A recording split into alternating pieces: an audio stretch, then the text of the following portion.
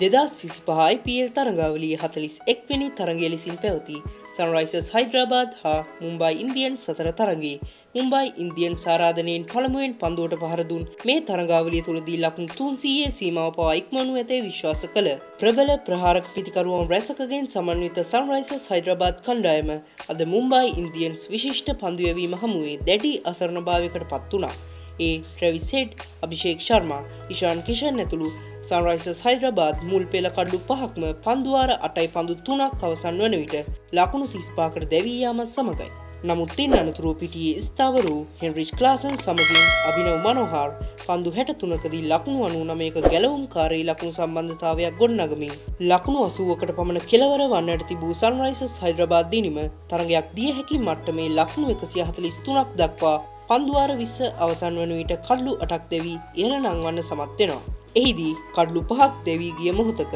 පීඩනය මැද පන්දු 44කදී 6 පහර 2ක් සහ 4 පහර 9ක් සමගින් ලකුණු 71ක විශිෂ්ට ඉනිමක් හෙන්රිච් ක්ලාසන් ක්‍රීඩා කළ අතර ඔහුගේ සගයා වූ අභිනව මනෝහාර් පන්දු 37කදී 6 පහර 3ක් සහ 4 පහර 2ක් සමගින් ලකුණු 43ක වටිනා ඉනිමකුත් දියත් කරන්න සමත් වෙනවා. එහිදී හයිදරාබාද් දිනීම වෙනසූ ට්‍රෙන්ට් බෝල්ට් මුම්බයි ඉන්දියන්ස් කණ්ඩායම වෙනුවෙන් සිය පන්දුවාර 4 තුලදී ලකුණු 26කට සන්රයිසර්ස් හයිදරාබාද් තුරුම්පු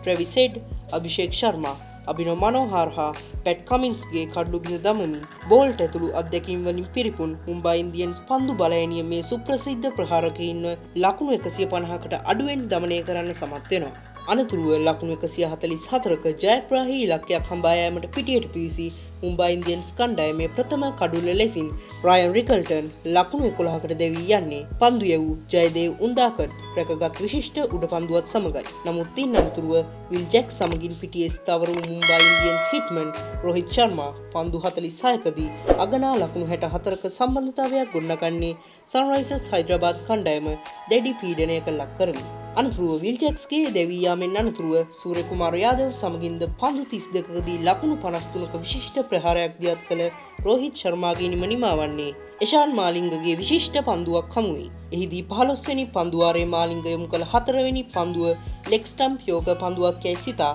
ඊට කල්තියාම ස්ක්වයර් ලෙග් හරහා ෆ්ලික් කිරීමකට සැරසී සිටියත් නොසිතූ ලෙස ලෙග් ස්ටම්ප් රේඛාවේ පැමිණි රිවර්ස් ස්විංග් පන්දුව බලාපොරොත්තු වූවට වඩා රෝහිත් වෙත පැමිණෙන්නට කල් ගියා. බලාපොරොත්තු නොවූ පන්දුවක් පැමිණීම නිසා ඔහුගේ චලනයන් ප්‍රමාද වූ අතර පහර වෙනස් කර ගැනීමටත් නොහැකි වීමෙන් පසුපාදයේ ඉවත ලිස්සා යාමෙන් වැසී තිබූ ඔහුගේ පිත්තේ මුහුණත විවර වුණා. අනතුරුව නොසිතූ ලෙස විවර වූ පිත්තේ මුහුණතේ වැදුණු පන්දුව මිඩ් විකට්හි පන්දු රකිමින් සිටි අභිෂේක් ශර්මා සුරැකිව රැක ගැනීමත් සමග පන්දු 46ක් පුරා 6 පහර 3ක් සහ 4 පහර 8කින් වර්ණවත් වූ රෝහිත්ගේ ලකුණු 70ක සුපිරි ඉනිම නිමා වී යනවා. නමුත් ඒ වන විට සන්රයිසර්ස් හයිදරාබාද් කණ්ඩායමට නැවතත් ගොඩ ඒමට නොහැකි තරමටම සිදුවිය යුතු හානිය සිදු වී හමාරයි. ඒ වන විට මුම්බයි ඉන්දියන්ස් ජයග්‍රහණය සඳහා තවත් අවශ්‍යව තිබුණේ පන්දු 32කදී ලකුණු 14ක් පමණයි. එම ලකුණු 14ත් ඊළඟ පන්දුවාරයේදීම සම්පූර්ණ කරගත් සූර්යකුමාර ඇතුළු මුම්බයි ඉන්දියන්ස් පිතිකරු දෙපළ සිය කණ්ඩායමට කඩලු 7ක වාර්තාගත ජයග්‍රහණයක් හිමි කර දෙන්නේ